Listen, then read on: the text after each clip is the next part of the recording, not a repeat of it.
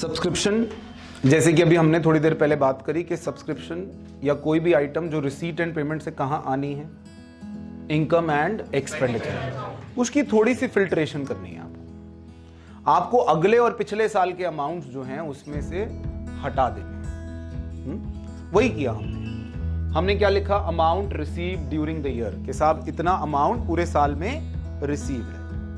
Outstanding for the current year, इसमें एक बात ध्यान रखना, ये सबसे बड़ा दिक्कत वाला पॉइंट है, outstanding for the current year. यहीं पे सिर्फ आपके सब्सक्रिप्शन के क्वेश्चन अटकेंगे और कहीं नहीं अटकेंगे। मैं आपको उदाहरण देता हूं, आपका साल है 2019, पिछला साल रहा 2018, आपको लिखा है यहां पर क्वेश्चन में आउटस्टैंडिंग फॉर 2019 और for the year is let's say 5000, तो ये यहां पर आ जाएगा कि साहब ये 2019 का आउटस्टैंडिंग, ठीक है।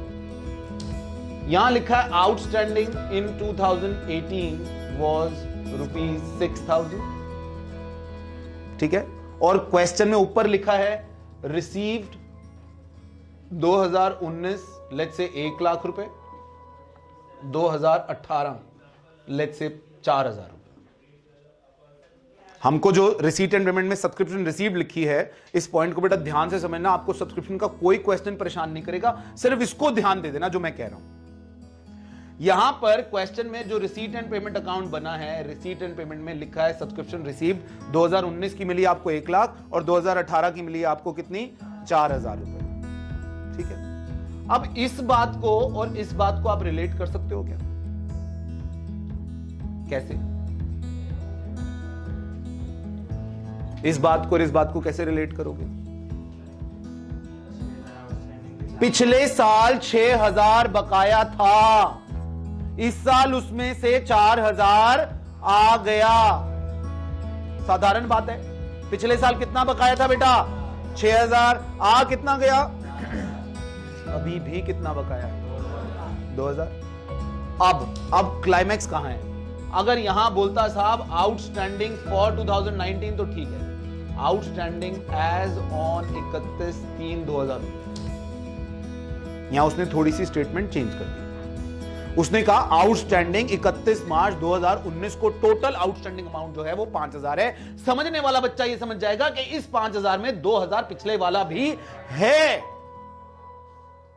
जो 2000 पिछले वाला कैसे निकाला, 2000, 6000 बकाया था, आ कितना गया, 4000 आ गया, 2000 अभी बचा हुआ है, वो 2000 बकाया है। और अगर ये कह रहा है कि टोटल आउटस्टैंडिंग 5000 है, तो इसमें से 2019 का कितना है, 3000। तो जब आप यहां पर ऐड करोगे तो 3000 ऐड करोगे।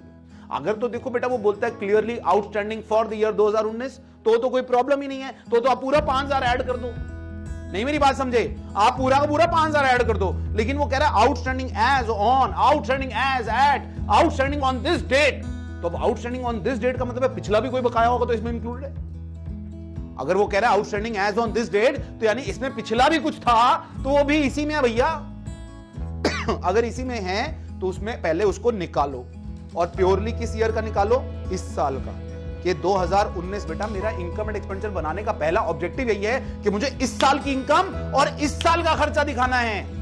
तो अगर पिछले साल का इसमें इंक्लूड है तो पहले उसको मैं एक्सक्लूड करूंगा। तो 5000 में से अगर पिछला 2000 है तो उसको एक्सक्लूड करूंगा, तो मैं 3000 यहां पे ऐड करूंगा। और अगर वो कहता है आउटस्टैंडिंग फॉर द ईयर 2019, तब मुझे कुछ करने की जरूरत नहीं है, मुझे 5000 एज इट इज ऐड करना। आप समझ गए? तो ये पहला पॉइंट आपका सबसे खतरनाक है, जहां क्वेश्चंस दिक्कत देते हैं आपको। जहां आप क्वेश्चन कहते हो ना सर मैंने किया तो ठीक था, आप क्या, बच्चा क्या करता है, अगर उसने लिखा आउटस्टैंडिंग एज ऑन 31 मार्च 2019, तब भी वो 5000 ऐड करके आता है, आंसर आता नहीं समझे? इन दोनों बातों में फर्क है ना बेटा। बच्चा देखता है आउटस्टैंडिंग वर्ड और 2019 वर्ड, डन, ऐड कर दो। लेकिन किस उस साल का आउटस्टैंडिंग है या इसमें पिछला भी कुछ बकाया है, तो वो आपको थोड़ा सा ध्यान देना पड़ेगा बच्चे, थोड़ा समझना पड़ेगा उसको। अगर आप इस बात को समझ गए तो आपके लिए कोई मुश्किल काम नहीं है वो।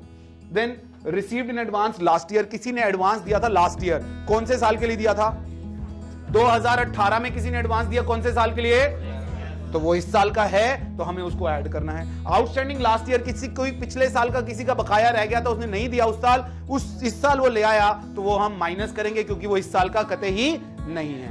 Then received in advance for next year, ये भी माइनस होगा। आप समझ रहे हैं? ये फिल्ट्रेशन का काम आपको समझ में आ रहा है बेटा? ये फिल्ट्रेशन क्यों हो रही है? Are you getting my point? तो आपके पास अंत में क्या आ जाएगा? Amount of subscription for the year. अब ये तैयार है कहां जाने को? Income and expenditure account. ये रिसीट एंड पेमेंट से लिया। ये कहां से लिया बेटा?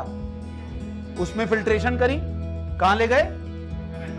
लॉजिक समझ में आ रहा है कि रिसीट एंड पेमेंट में रिस्ट्रिक्शंस नहीं थी, सब कुछ आ गया था, खुले द्वार है रिसीट एंड पेमेंट के। आ जाओ आ जाओ आ जाओ, सब आ जाओ। उसकी फिल्ट्रेशन करके, उसका तैयार करके, मेकअप करके उसको कहां लेके जाना है? Income and expenditure account. ये मेकअप वाला काम आपको करना है और उसमें थोड़ा सा दिमाग लगाना है। समझ गए मेरे बात?